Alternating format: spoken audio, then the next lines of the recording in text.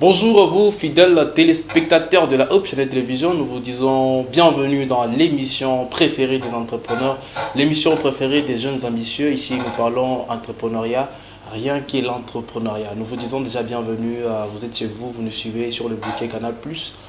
Nous vous remercions de choisir ce programme, un programme enrichissant qui va vous aider à vous épanouir, surtout si vous êtes jeune. Surtout, nous vous demandons si vous avez des suggestions, des questions. Écrivez-nous sur notre numéro se trouvant sur le bas de votre écran et nous serons très ravis de vous lire pendant l'émission ou voire même après l'émission. Ce sera un très grand plaisir pour nous de vous lire. Et déjà, nous vous invitons à quitter la planète Terre pour vous déplacer sur la planète des affaires parce que nous allons parler affaires, nous allons parler business, nous allons parler entrepreneuriat. Je suis Merdi Bitibou, l'homme qui vous présente cette émission. C'est un grand honneur pour moi de vous présenter régulièrement cette émission. Et aujourd'hui, je ne suis pas seul, je suis avec un invité qui est venu nous parler sur la thématique que nous avons prévue, que vous n'allez pas tarder d'entendre incessamment. En sa personne, monsieur Maître, je dirais bien Maître Guelor Mouanouka.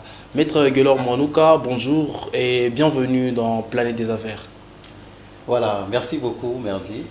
Et merci en tout cas pour l'invitation. C'est pour moi un honneur de me retrouver dans ces plateaux chez Hope Channel pour parler aujourd'hui de l'entrepreneuriat.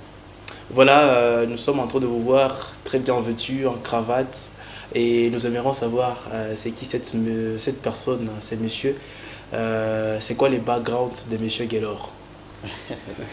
C'est qui ces messieurs en cravate?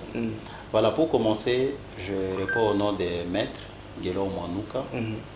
Je suis un maître parce que j'ai terminé mes études dans la faculté des droits. Après mes études en 2014, je prêtais serment. Actuellement, je suis un défenseur judiciaire. À part ça, actuellement, je suis un entrepreneur, en tout cas multicasquette. Je suis le promoteur et répétiteur aujourd'hui de l'organisation Elimu Nyumbani. Elimu Nyumbani qui est une structure d'accompagnement des enfants qui éprouvent des difficultés. Ça veut dire un enfant qui ne sait pas écrire, un enfant qui ne sait pas lire, un enfant qui a du mal à retenir certaines matières. Nous, notre entreprise Elimu Nyumbani, nous accompagnons ces enfants-là. À part ça, je suis le promoteur de l'entreprise Nzuri Toge, qui est une entreprise spécialisée dans la vente des toges, dans la production et la vente des toges des avocats, des greffiers ainsi que des magistrats.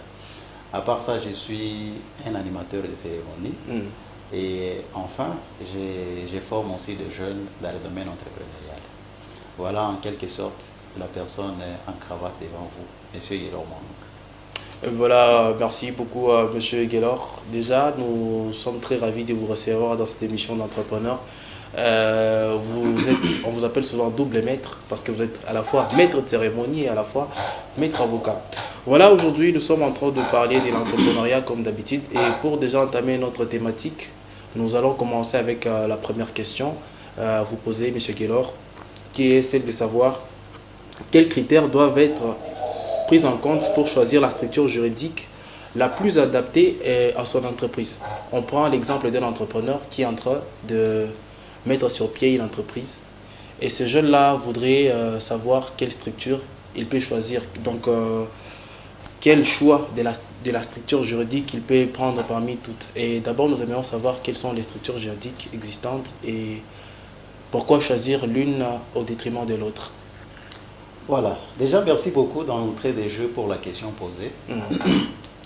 Un jeune qui est passionné par l'entrepreneuriat, il souhaite se lancer. Quelles sont les structures juridiques qui sont devant lui ou qui l'attendent avant même qu'il se lance?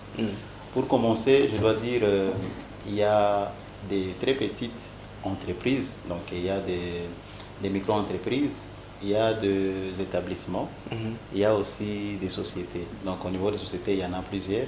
On peut être une SARL, on va dire une société à responsabilité limitée, tout comme on peut être une société anonyme, et il y a d'autres formes de sociétés qui sont là-bas.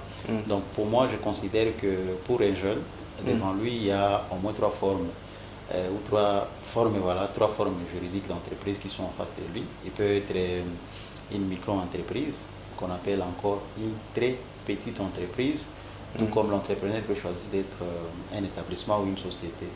Alors la question par rapport au choix que peut avoir un entrepreneur, là je dois dire ça dépend. Donc, moi, j'aime l'habitude de dire, pour un entrepreneur qui commence, un entrepreneur débutant, la première des choses, avant de choisir une forme juridique quelconque, il doit d'abord exercer, il doit d'abord essayer son produit ou son service sur le terrain. C'est une fois qu'il a essayé, il trouve des retours sur le terrain, ça veut dire qu'il commence à vendre. Et à fonction de cela, c'est là qu'il peut décider s'il sera dans un premier temps une micro-entreprise, un établissement ou une société. Donc là aussi, pour maintenant les choix, ça dépend aussi des objectifs à long terme de l'entrepreneur. Donc un entrepreneur qui commence déjà avec d'autres personnes, ça veut dire qu'il ne souhaite pas se lancer étant tout seul. Un tel entrepreneur, moi je peux les conseiller de choisir directement une société en responsabilité limitée. Ça veut dire qu'il ne va pas commencer avec ses fonds propres, il va commencer avec ses moyens, avec les moyens des autres actionnaires avec qui ils souhaitent mettre sur pied un projet. Alors si on est seul, un entrepreneur il est seul, il veut se lancer seul et il n'a pas beaucoup de moyens, il a une idée, il a déjà trouvé un problème en société qu'il souhaite résoudre, et bien là, moi, je peux conseiller à un entrepreneur de commencer en tant que micro-entreprise. Et petit à petit, l'entrepreneur sera en train de grandir pour devenir un établissement, parce que la loi prévoit la possibilité aux entrepreneurs de modifier la forme juridique de leurs entreprises. Et plus tard, l'entrepreneur peut finir par être une société, alors qu'au départ, il avait commencé comme une micro-entreprise. Et dans ces cadres-là, on peut voir les choses d'une manière concrète et adapter la situation de la création d'entreprises selon la situation, la vie, la conjoncture actuelle de jeunes de Goma ou bien de la République démocratique du Congo en général. Et on voit un jeune qui est en train de mettre une entreprise sur pied. Il a très peu de moyens en tout cas. Et qu'est-ce que vous pouvez les conseiller déjà pour le départ dans ce sens-là? Oui, un jeune qui n'a pas beaucoup de moyens, en tout cas, ne pas avoir de moyens ne doit pas être un blocage pour un jeune de se lancer en entrepreneuriat. Parce que bien évidemment, contrairement à ce qu'on nous a enseigné à l'école, le système là, ce que j'appelle business plan, moi je considère que c'est une erreur pour un entrepreneur débutant. Il ne doit pas rédiger cela parce que ça, pour la plupart des fois, ça ne les motive pas de se lancer directement. Parce que quand il va se rendre compte qu'il n'a pas beaucoup de moyens, il aura du mal à se lancer avec ses idées, sans argent ou avec peu d'argent qu'il a. Alors suite à ça, moi je conseille toujours aux jeunes étudiants, aux jeunes qui n'ont pas fréquenté, aux jeunes qui n'ont pas beaucoup de moyens de se lancer. Et là, en se lançant, je viens dit à ma première intervention, les jeunes ne doivent pas directement choisir une forme juridique. Ça veut dire, un jeune qui cherche à se lancer, il doit d'abord tester. Il doit d'abord tester son produit ou son service. C'est aussitôt que sa population cible commencera à les contacter ou à acheter ses services ou ses produits, c'est là qu'il peut choisir maintenant une forme juridique. Encore qu'il faut préciser que le choix d'une forme juridique n'est pas gratuit. Donc un entrepreneur déjà qui n'a pas beaucoup de moyens, pour moi, je dois d'abord les conseiller de commencer, de tester son idée avant de commencer à dépenser des moyens sans pour autant vérifier la pertinence de sa solution sur le terrain. Donc peut-être qu'il peut penser qu'il a bien réfléchi et dès lors qu'il va se lancer, il va choisir une forme juridique, par exemple une société, et que sur le terrain, il ne trouve pas de retour, il ne trouve pas de clients qui achètent bien évidemment ses produits ou services, ça peut les décourager, alors qu'il aura déjà dépensé certains moyens au départ pour créer une société, un établissement ou une micro-entreprise, parce que ce n'est pas gratuit chez nous en RDC. Voilà, et on est toujours dans le cadre de la concrétisation des choses et voir les choses d'une manière pragmatique. On observe ces jeunes-là qu'il y a déjà par exemple une boutique à lui, propre à lui, on a plusieurs jeunes qui ont des boutiques à eux. Peut-être il a déjà un chiffre d'affaires mensuel, on peut dire même de 100 $. C'est déjà un entrepreneur de taille, c'est ce genre d'entrepreneur. Il a même 200 bien 500 $ de chiffre d'affaires mensuel. Ce genre d'entrepreneur-là, il n'a pas encore de documents. Ou bien il a les documents, il n'arrive pas à tout formaliser, quoi. Qu'est-ce que vous pouvez les conseiller pour arriver à formaliser? Parce qu'on sait qu'une entreprise qui est déjà formalisée a accès à plusieurs opportunités. Qu'est-ce que vous pouvez conseiller à ces jeunes-là qui a une boutique à lui, mais qui n'a pas tous les documents nécessaires pour fonctionner correctement?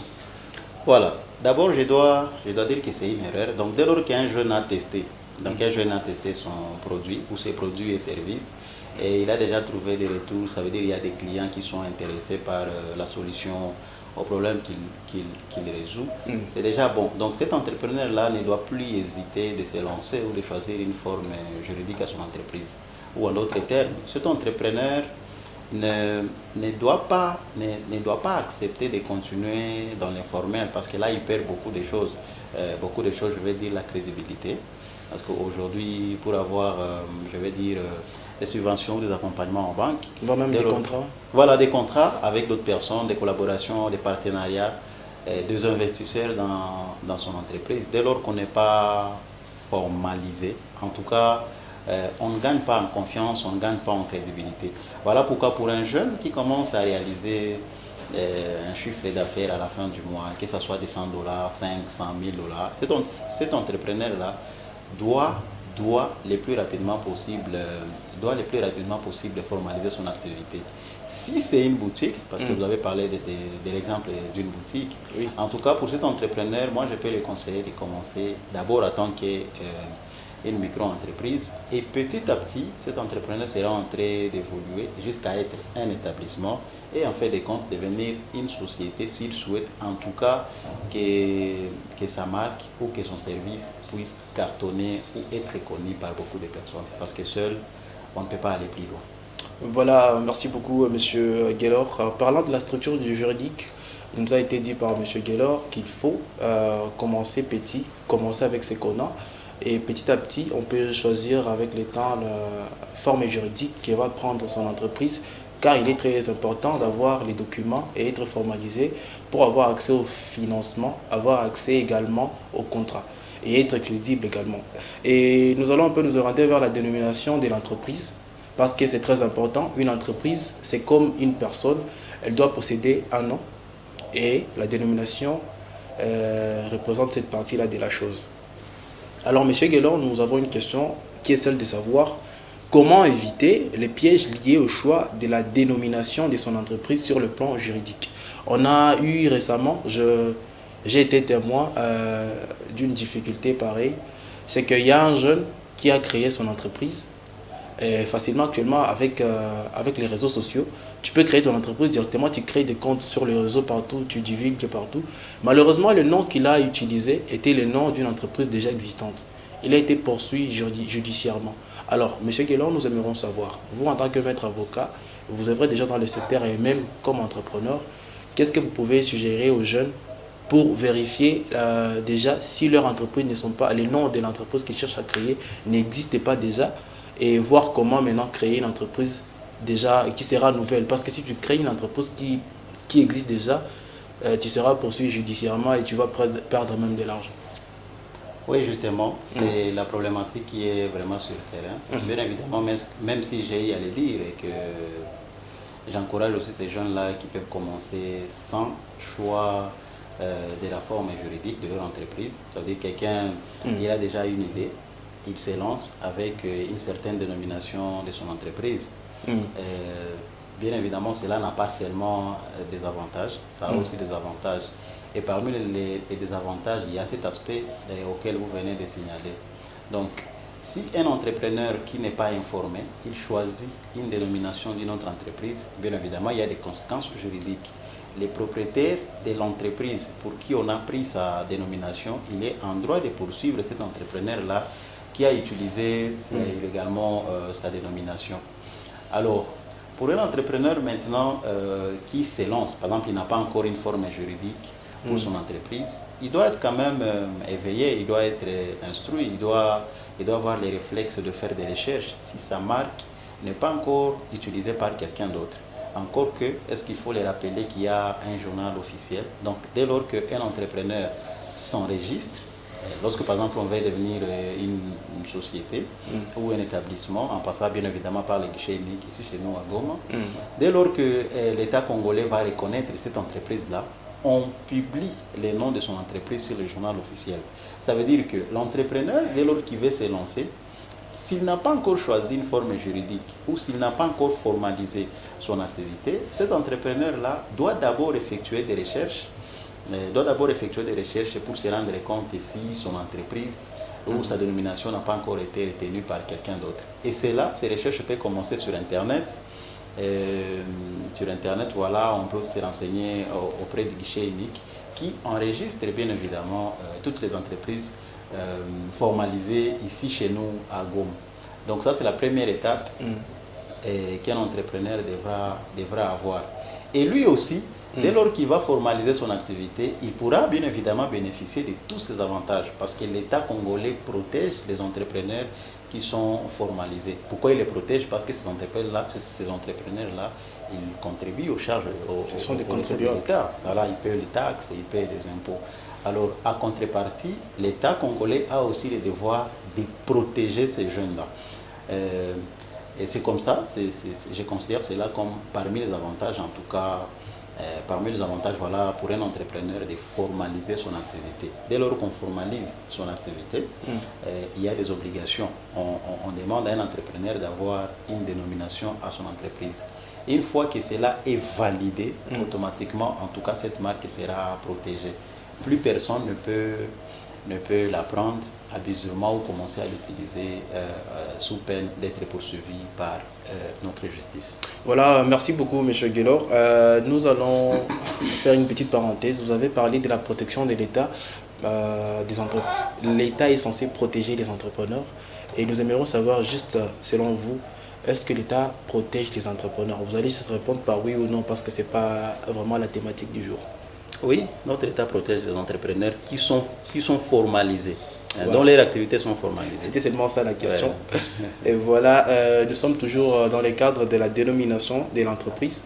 Mais nous allons maintenant nous axer vers le plan d'affaires parce que nous sommes en train de finaliser notre plan trimestriel. Vous le savez, dans l'émission Plan des affaires, nous avons confié ces 3 mois, depuis janvier jusqu'à mars, de parler de la création d'entreprises. Et après ce mois, nous allons aborder le financement des entreprises. Donc, à partir d'avril jusqu'à juin, nous parlerons de comment avoir accès au financement en tant qu'entrepreneur dans cette émission. Et aujourd'hui, je crois que c'est la dernière émission du mois de mars qui parlera de la création d'entreprises. Donc, nous allons en profiter. Heureusement que nous sommes avec un maître avocat et un entrepreneur qui va nous parler sur le sujet en question. Et voilà, M. Guélor, nous sommes toujours dans la création d'entreprises. Nous aimerions savoir qu'en est-il de plan d'affaires? Comment un jeune qui n'a jamais rédigé un plan d'affaires peut arriver à mettre sur pied un plan d'affaires qui va le permettre de mettre sur pied son entreprise?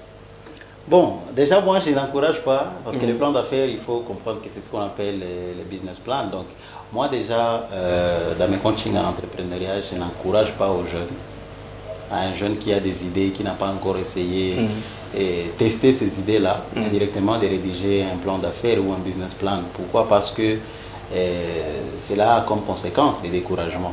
Parce que le business model, le business plan, je vais dire, ça parle de l'entreprise, ça parle de la vision de l'entreprise, ça parle des chiffres d'affaires de l'entreprise, ça parle des stratégies, de tout ce dont l'entreprise a besoin pour décoller. Alors pour la plupart des cas, dès lors qu'un jeune, il se met dans sa chambre, il rédige son business plan, ça a comme première conséquence le découragement. Donc les jeunes, ils se disent, mais pour que je lance mon entreprise, il faut que j'ai 100 000 $, il faut que j'ai 10 000 $, il faut que j'ai 5 000 $. Alors, dès lors que les jeunes vont se dire, je n'ai pas ces moyens-là, il aura du mal à se lancer. Et pour aller plus loin, bien évidemment, chez nous, il y a des opportunités, comme là, il y a l'opportunité Transform. Transform, pour bénéficier de cette opportunité, on oblige aux entrepreneurs de rédiger des business plans. Exactement. Sauf que moi, je reste catégorique, je me dis, il y a un jeune qui a des idées, mais des idées qu'il n'a pas encore testées. C'est sûr, il va rédiger un business plan, il peut se faire aider par quelqu'un d'autre, un professionnel du domaine. Quand on va donner à ces jeunes-là de l'argent, qu'est-ce qui va se passer? Il va perdre tout cet argent parce qu'il n'aura pas d'expérience, il ne saura pas comment est-ce que son idée doit fonctionner sur le terrain parce qu'il ne l'aura pas essayé au préalable. Donc, moi, j'ai toujours dit, avant de rédiger un business model, un business plan, un entrepreneur devra d'abord résoudre son équation entrepreneuriale. Et l'équation entrepreneuriale, c'est X égale Y plus Z. Ça veut dire quoi? Les X, là, c'est les problèmes. Donc, dès lors que Un entrepreneur sait déjà les problèmes qu'il cherche, qu'il veut résoudre dans la population. Il doit chercher ce qu'on appelle la population cible, qui est son Y. Et Z, c'est l'entrepreneur doit chercher les moyens de communication. Il peut utiliser voilà, des formes ou des moyens de communication pour commencer à atteindre sa population cible. Et là, ces moyens de communication sont de deux sortes. Il peut utiliser les moyens de communication directs, ça veut dire il prospecte directement sa population cible, tout comme il peut utiliser le digital pour se faire connaître. Alors, aussitôt que cet entrepreneur, il trouve un client, 2 clients, 10 clients, c'est ce que je vais appeler un business model. Donc, l'entrepreneur là aura déjà une stratégie qui fait à ce qu'il trouve des clients par rapport à son idée. Il va étudier ces clients-là. Voilà. Donc, il aura déjà une stratégie. Il va se dire, par exemple, pour que je trouve des clients, pour que je vende, qu'est-ce que je fais? Par exemple, je prospecte les clients dans des bureaux. Je viens ici chez Hop Chanel, je prospecte les agents, ils achètent mes produits. Alors, si effectivement en prospectant, il trouve des clients, il peut répliquer cette stratégie. En répliquant cette stratégie, ça le fait toujours gagner de l'argent. C'est ce qu'on appelle un business model. Alors, quand un entrepreneur a ce qu'on appelle ce business model, c'est celui-là que moi, je peux conseiller de rédiger maintenant un business plan qui projette son entreprise dans les temps. Et là, il ne peut pas encore se décourager au départ. Alors, sauf qu'en réalité, il y a beaucoup d'entrepreneurs qui bénéficient des accompagnements, des subventions, que ce soit de la banque ou de la Banque mondiale, alors qu'en réalité, ces entrepreneurs n'avaient pas encore testé leur idée. En conséquence, nos bons entrepreneurs, une fois ou aussitôt qu'on leur donne des moyens, ils disparaissent. Ils se marient. Oui, ils se marient et ils ne résolvent pas ou ils n'aident pas l'État en créant des entreprises qui peuvent aider d'autres jeunes ou réduire le chômage dans notre domaine. Donc, selon vous, l'État devrait revoir son approche par rapport au projet Transform et revoir comment l'État devrait former les jeunes sur l'entrepreneuriat avant de leur donner de l'argent. Bien évidemment. Donc, l'État devrait marcher comme c'est le cas pour la banque. Parce que vous allez vous rendre compte, à la banque, on ne peut pas te donner des financements parce que tu as un projet très bien rédigé sur papier. Alors qu'en réalité, avec Transform, vous avez un projet très bien rédigé sur le papier, automatiquement on donne de l'argent. Alors pour la banque, ça ne se passe pas comme ça, parce que la banque, vous arrivez avec votre projet sur le papier, on ne peut pas vous donner de l'argent. Parce que la banque estime que si vous donnez de l'argent comme ça, vous avez beaucoup de chances de ne pas réaliser des bénéfices tels que c'est bien rédigé sur votre business plan. Donc l'État congolais devrait aussi avoir ou procéder de cette façon-là pour aider les entrepreneurs. Donc c'est un entrepreneur qui a déjà testé son idée, un entrepreneur qui a déjà une stratégie marketing qui marche, que j'appelle un business model. C'est celui-là que l'État peut accompagner et son idée ou ses activités peuvent marcher. Voilà, merci beaucoup M. Guelor. Pour une dernière question, nous aimerions savoir selon vous, on dit souvent que l'argent se trouve dans la merde, permettez le terme. Il faut souffrir, il faut peiner.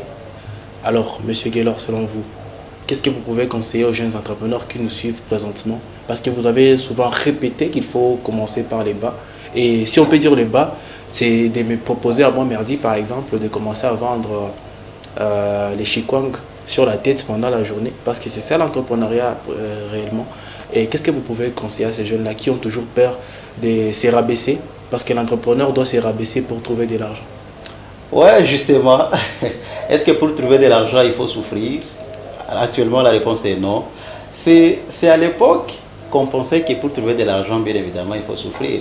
Aujourd'hui, il y a une théorie que moi je développe dans mes formations qu'on appelle il faut devenir un vendeur 3.0. Ça veut dire un vendeur 3.0 n'est plus ce vendeur-là de l'époque qui doit transporter des choses, qui doit transporter, c'est pas moi, toute une maison pour qu'il gagne de l'argent. Non, un vendeur 3.0 ne doit plus réfléchir comme ça. Un entrepreneur aujourd'hui, il doit se former. Parce qu'avec les digital aujourd'hui, maintenant, c'est plus facile de gagner de l'argent en état chez lui. Ça veut dire qu'on ne travaille pas, on reste chez lui. On reste chez lui, on ne sort pas. On est seulement sur les digital et on gagne de l'argent sans vraiment siouer, comme c'était le cas à l'époque. Donc aujourd'hui, ce que moi je peux conseiller aux jeunes, c'est de se former. C'est d'acheter des formations. C'est de ne pas seulement se limiter aux formations académiques. C'est d'aller plus loin, de suivre des formations, de lire beaucoup de livres sur l'entrepreneuriat. Une fois que les jeunes seront à jour, ils vont se rendre compte qu'il y a dans notre secteur ou dans notre environnement, il y a plusieurs problèmes que les jeunes peuvent résoudre et facilement, ils vont trouver de l'argent. Parce que nous, venant de l'université, bien évidemment, on pensait que pour trouver de l'argent, il fallait nécessairement demander un boulot. Sauf qu'en réalité, il y a beaucoup de problèmes dans notre environnement. Donc, de jeunes peuvent se former en entrepreneuriat. Ils vont constater que c'est plus facile. En résolvant un problème, on peut trouver de l'argent. Voilà, c'est en résolvant un problème qu'on peut trouver de l'argent chez un jeune entrepreneur. Merci beaucoup, M. Guélor, d'avoir accepté notre invitation. Et nous allons vous demander de passer un petit message pour la fin aux jeunes entrepreneurs qui nous suivent présentement et au gouvernement congolais qui nous suit également, à nos autorités qui nous suivent. Vous allez passer juste des messages là et nous allons clôturer l'émission. Voilà, d'abord je tiens à remercier Opchannel pour l'invitation à cet espace. Pour les entrepreneurs, ce que je peux dire, ou les non-entrepreneurs, je dois les encourager en tout cas à se mettre à jour par rapport aux connaissances. Donc les jeunes ne doivent pas se limiter seulement aux connaissances académiques apprises à l'université. Les jeunes doivent continuer à se former surtout en entrepreneuriat parce que en tout cas c'est un entrepreneuriat où actuellement il y a beaucoup d'opportunités. Si les jeunes attendent qu'on les engage, ça n'arrivera peut-être pas. Voilà pourquoi ils chômeront pendant longtemps. Mais si un jeune décide de se lancer en entrepreneuriat, après s'être formé, sûrement il rencontrera sur son chemin plusieurs opportunités. À l'État congolais, c'est le message que je peux donner, c'est d'exonérer aussi certains entrepreneurs débutants. Dès lors qu'un entrepreneur se lance et que sur sa tête il y a plusieurs charges, plusieurs taxes, plusieurs impôts qu'il doit payer, alors qu'en réalité il est encore un débutant. Il n'a pas encore beaucoup de marché, c'est découragé à ne pas prospérer. Donc notre État devra en tout cas, ou devrait accompagner ou exonérer les entrepreneurs, exonérer les taxes aux entrepreneurs débutants pour qu'ils prennent d'abord, pour qu'ils aient un élan par rapport à la réalité du terrain et c'est comme ça qu'ils seront en train de les aider. Voilà, merci beaucoup Maître Guélor. Nous vous remercions d'avoir accepté notre invitation et de votre disponibilité. C'est moi qui vous remercie. Voilà, fidèles téléspectateurs, nous sommes en train de clôturer cette émission. Je vous dis d'abord merci d'avoir été attentif à la présentation de M. Guélor. Nous sommes en mars, comme vous le savez, depuis janvier, nous sommes en train de parler des créations d'entreprises. Pour une personne qui a autant suivi nos émissions, déjà, je pense que tu es en train de mettre à pied ton entreprise. Et si c'est le cas, tu peux nous écrire sur notre message. Nous serons très ravis de lire ce que tu as pu retenir pendant tout ce temps dans notre émission et comment tu évolues dans l'entrepreneuriat, surtout même tes recommandations. Nous sommes en train de finir. Nous vous disons merci beaucoup d'avoir suivi Planète des Affaires. J'ai été Merdi Bitibou, l'homme qui vous présente cette émission. Nous vous disons au mardi prochain avec un nouveau numéro.